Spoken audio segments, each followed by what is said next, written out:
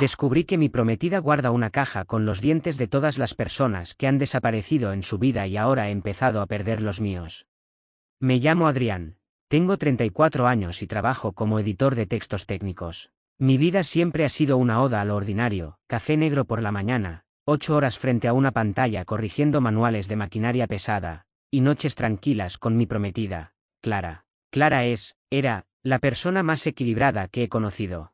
Es bibliotecaria y tiene esa calma que te hace sentir que, pase lo que pase, el mundo va a seguir girando. Todo empezó de la manera más mundana posible hace unos 8 meses. Estábamos preparando nuestra mudanza a una casa más grande en las afueras. Habíamos alquilado un trastero para ir guardando las cajas y, un domingo por la tarde, mientras organizábamos cosas viejas, encontré una pequeña caja de metal, de esas que parecen botiquines antiguos, enterrada bajo una montaña de ropa de invierno de Clara. Estaba cerrada con un candado de combinación pequeño. Bromeé con ella al respecto. Le dije: ¿qué guardas aquí? ¿Tus diarios de adolescente o el mapa de un tesoro? Ella se quedó pálida. Fue un segundo, una fracción de tiempo casi imperceptible, pero la vi. Su rostro se tensó y sus manos, que siempre eran firmes, temblaron ligeramente mientras me quitaba la caja. Solo son cartas de mi abuela y algunas fotos que no quiero que se estropeen con la humedad, dijo, intentando recuperar su tono calmado. Pero su voz sonó un octavo más aguda de lo normal.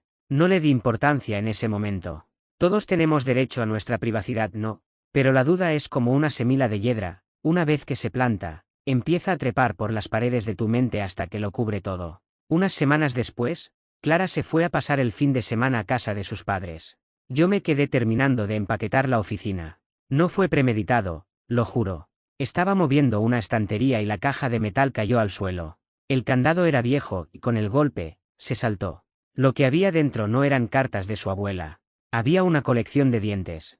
No eran dientes de leche, ni recuerdos familiares. Eran molares y caninos adultos, algunos todavía con rastros de lo que parecía ser tejido seco. Estaban guardados en pequeñas bolsas de plástico transparente, cada una etiquetada con una fecha y un nombre. Tomás. 12 de mayo de 2014, Lucía. 3 de septiembre de 2016, Simón. 19 de noviembre de 2019, me quedé sentado en el suelo, con el corazón martillando contra mis costillas. Pensé que quizás era algún tipo de fetiche extraño, o algo relacionado con su pasado que yo no conocía. Busqué los nombres en internet esa misma noche. Tomás resultó ser un exnovio de la universidad. Según las noticias de la época, había desaparecido un par de meses después de la fecha escrita en la bolsa. El caso nunca se resolvió.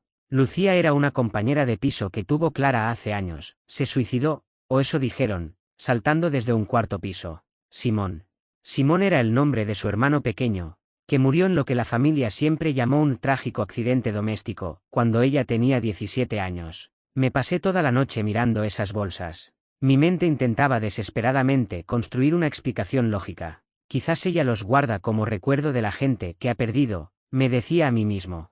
Pero, ¿quién guarda los dientes de alguien que se ha suicidado o desaparecido? Cuando Clara regresó, intenté actuar con normalidad, pero era imposible. Cada vez que me sonreía, yo no podía evitar mirar sus propios dientes, preguntándome si ella sabía exactamente cuánto dolor hacía falta para extraer uno de raíz. Empecé a investigar por mi cuenta. Clara es meticulosa con su agenda, así que aproveché un descuido para revisar sus diarios de los últimos años. Lo que encontré me revolvió el estómago. No eran diarios íntimos, eran bitácoras de observación. Día 44. Adrián sigue sin notar el cambio en el sabor del té. Su ritmo cardíaco en reposo ha bajado un 5%. La sumisión es un proceso químico, no solo mental. Esa entrada era de hacía apenas un mes. Sentí que el suelo desaparecía bajo mis pies. ¿Qué me estaba dando? ¿Por qué? Llevábamos 3 años juntos. Nos íbamos a casar en 4 meses. Yo la amaba, o amaba la versión de ella que ella había diseñado para mí. Decidí no confrontarla de inmediato. Sabía que si lo hacía, si ella se sentía acorralada, yo podría convertirme en la próxima etiqueta en esa caja de metal. Empecé a fingir que me tomaba el té, tirándolo por el fregadero cuando ella no miraba. A los pocos días, la niebla mental que yo pensaba que era estrés por la mudanza empezó a disiparse. Me sentía más alerta, más agudo, y más aterrado. Una noche, mientras ella dormía, registré su coche. En el hueco de la rueda de repuesto encontré un kit profesional de extracción dental y varios frascos de un sedante potente que se usa en clínicas veterinarias. También encontré una libreta de ahorros a mi nombre que yo no sabía que existía. Tenía depósitos mensuales de cantidades pequeñas, siempre la misma cifra, 666 euros. Ese número no era una coincidencia religiosa. Era una broma. Una marca. Entonces, ocurrió lo que cambió todo. Recibí una llamada de la policía. Me preguntaron si conocía a un hombre llamado Javier Soler. Era el arquitecto que nos estaba diseñando la casa nueva. Había desaparecido hacía 3 días. Recordé que la última vez que lo vi, Clara le había preparado un temo de café para el viaje de vuelta desde el solar de la casa. Fui al solar de la casa nueva esa misma madrugada. La estructura estaba a medio terminar, rodeada de andamios y soledad. Me metí en el sótano, que ya habían hormigonado la semana anterior. El olor a cemento fresco todavía flotaba en el aire. En un rincón del sótano, donde el suelo debería estar liso, vi una irregularidad. El cemento parecía haber sido removido y vuelto a alisar toscamente. Con una pala que encontré allí mismo, empecé a picar. No me importaba el ruido. No me importaba nada. A unos 30 centímetros de profundidad, encontré algo blanco y duro. Al principio pensé que era una tubería, pero al limpiar la tierra vi que era un hueso. Un fémur humano. Seguí cavando con las manos, frenético, hasta que desenterré un rostro. No era Javier. Era un hombre joven, de unos 20 años, con la mandíbula completamente destrozada. Le faltaban todos los dientes. Me desplomé allí mismo, en el agujero, llorando de puro terror. Sentí una presencia detrás de mí. No hubo ruido de pasos, solo un cambio en la presión del aire. Es una pena que hayas recuperado la lucidez tan pronto, Adrián, dijo la voz de Clara. Estaba tranquila, casi decepcionada. Todavía nos faltaban 2 sesiones para que la colección estuviera completa. Me giré y la vi. Estaba de pie en el borde del agujero, con una linterna en una mano y una jeringuilla en la otra. No parecía un monstruo. Parecía la misma mujer con la que quería envejecer, pero sus ojos estaban vacíos de toda humanidad. ¿Por qué los dientes, Clara? Alcancé a preguntar, con la voz rota. Ella se encogió de hombros, con una naturalidad que me heló la sangre. Los dientes son lo único que sobrevive al tiempo, Adrián. La carne se pudre, los recuerdos se borran, pero el esmalte es eterno. Es mi forma de quedarme con lo que es mío. Javier fue un accidente, se puso agresivo antes de tiempo. Pero tú ibas a ser mi obra maestra. Íbamos a estar juntos para siempre, aquí, bajo nuestra propia casa. Se lanzó hacia mí con una agilidad que no sabía que tenía. Forcejeamos en el fondo del foso, entre los restos del hombre sin nombre. Logré empujarla y salir del agujero, corriendo hacia mi coche. Escuché cómo gritaba mi nombre, no con odio, sino con una urgencia posesiva que era 1000 veces peor. Llegué a casa, cerré todas las puertas y me encerré en la oficina con un cuchillo. Llamé a la policía, les conté todo. Vinieron, registraron el solar, encontraron el cuerpo. Pero Clara no estaba allí. Se había esfumado. Han pasado 3 meses desde aquella noche en el sótano, y la policía no ha encontrado ni un solo rastro físico de Clara. Es como si se hubiera disuelto en el aire frío de la madrugada.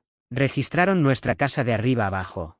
Encontraron el kit en el coche, encontraron la caja de metal con los dientes, pero cuando los forenses analizaron los restos del solar, las cosas pasaron de ser una pesadilla a convertirse en un laberinto sin salida. El cuerpo que encontré no era de Javier, el arquitecto. Identificaron los restos como pertenecientes a un chico que desapareció hace 15 años en una ciudad a 500 kilómetros de aquí. Clara tenía 19 años en aquel entonces. Eso significa que ella lleva haciendo esto, coleccionando, desde que era casi una niña. Pero aquí es donde todo se vuelve realmente inquietante. La policía me interrogó durante semanas. Pasé de ser la víctima al sospechoso principal en cuestión de días. ¿Por qué? Porque no había huellas de Clara en ninguna de las bolsas de dientes. Ni una sola. Todas las huellas dactilares que encontraron en el kit de extracción, en las jeringuillas y en la caja de metal eran mías. Clara siempre me pedía que la ayudara con proyectos de manualidades, o que le pasara herramientas mientras arreglábamos cosas. Me hizo tocar cada objeto, cada frasco, cada superficie. Ella no estaba construyendo una vida conmigo, estaba construyendo mi condena.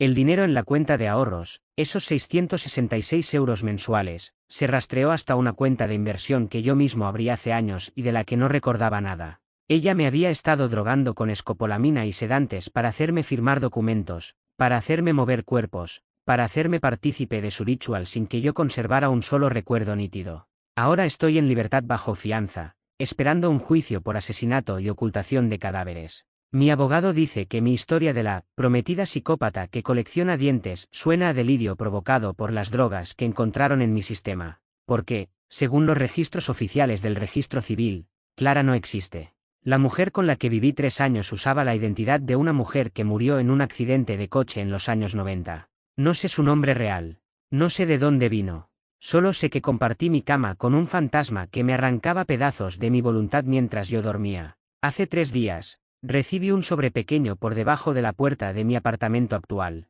No había nota, solo un objeto envuelto en papel de seda. Era un molar con una funda de oro. Reconocí esa funda. Era la de mi propio diente, el que supuestamente perdí en un accidente de bicicleta el año pasado, cuando desperté en el suelo del garaje con la boca ensangrentada y ella me consoló diciendo que me había caído. El diente y estaba limpio, brillante, como si alguien lo hubiera pulido con amor.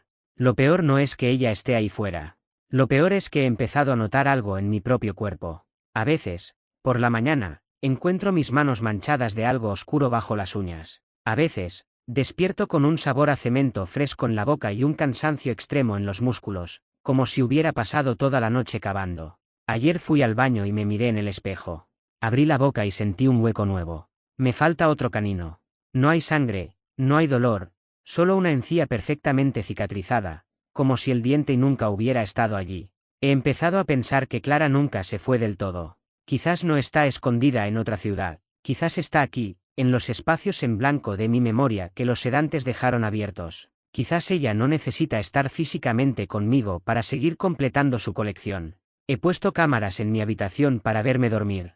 Esta mañana revisé la grabación de anoche. En el vídeo, a las 3:15 de la madrugada, me levanto de la cama. Camino hacia el espejo del armario. No parezco yo, mis movimientos son fluidos, elegantes, casi femeninos. Me miro al espejo y sonrío de una forma que yo nunca sonreiría. Luego, saco un alicate del cajón de la mesita de noche y, con una calma absoluta, me lo llevo a la boca. En el vídeo, antes de que la pantalla se apague por un supuesto fallo técnico, me acerco a la cámara. Susurro algo que el micrófono apenas capta, pero que reconozco perfectamente. Ya casi terminamos, Adrián. Solo nos quedan los de la fila de abajo. No sé quién va a leer esto. No sé si soy un asesino, una víctima, o si Clara es una personalidad que ella cosió dentro de mi cerebro durante 3 años de química y manipulación. Solo sé que tengo miedo de volver a quedarme dormido, porque cada vez que cierro los ojos, escucho el sonido del metal contra el esmalte. Y lo más aterrador es que, una parte de mí, ya quiere entregarle el resto.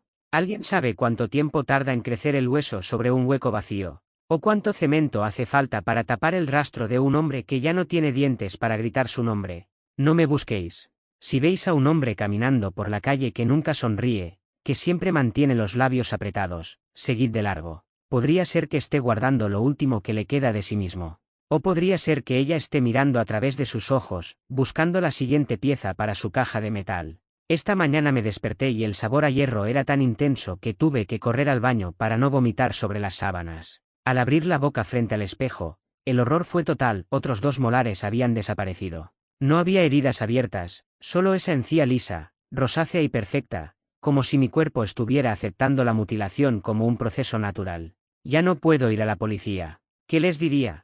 ¿Que me estoy arrancando los dientes a mí mismo mientras duermo porque una mujer que legalmente no existe me lo ordena desde mi subconsciente? Me encerrarían en un psiquiátrico, y eso es exactamente lo que ella quiere. Ella quiere que yo sea el único contenedor de su secreto, un archivo vivo y mutilado. He pasado las últimas horas revisando los archivos que Clara dejó olvidados en una vieja tablet que encontré oculta en el foro de su maleta. No eran solo diarios de observación química. Había fotos de las otras víctimas antes de morir. Tomás, Lucía, Simón, todos tenían la misma expresión en las fotos finales, una mirada vacía, pupilas dilatadas, y una sonrisa desdentada y sangrienta. Ella no los mataba de inmediato.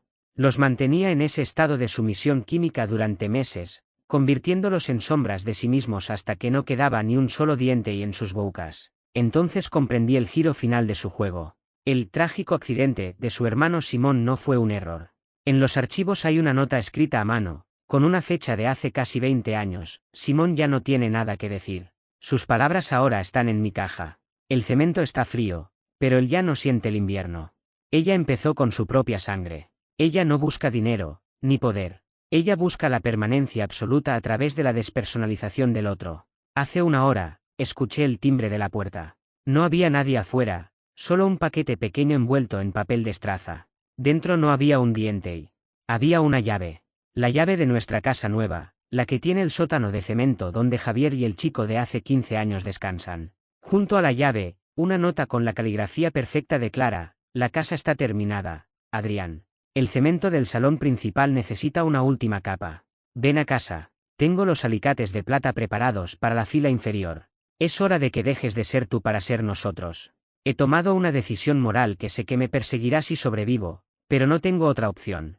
He incendiado mi apartamento. He dejado que las llamas consuman las cámaras, los diarios y los pocos restos de mi identidad que quedaban. Si el mundo cree que he muerto en un incendio, ella perderá el rastro del hombre que cree poseer. Pero mientras camino hacia el solar de la casa nueva, bajo una lluvia que parece querer lavar mis pecados, me doy cuenta de que la mentira ha crecido tanto que ya no sé dónde termina Adrián y dónde empieza la creación de Clara. Siento un tirón en la mandíbula, un impulso eléctrico que me obliga a sonreír, aunque no quiera. Mi cuerpo ya no me obedece, obedece al ritmo que ella marcó con cada dosis de té, con cada caricia farmacológica. He llegado al solar. La casa se alza como un monumento al silencio en medio de la oscuridad.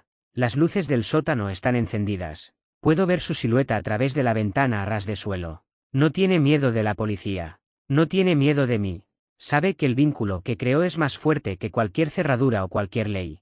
Voy a bajar esas escaleras. No voy a llevar un arma, porque sé que no podría usarla contra el rostro que todavía veo en mis sueños como el amor de mi vida. Voy a bajar con la caja de metal que recuperé de las pruebas de la policía antes de huir. Si alguien lee esto, que sepa que no hubo un culpable y una víctima.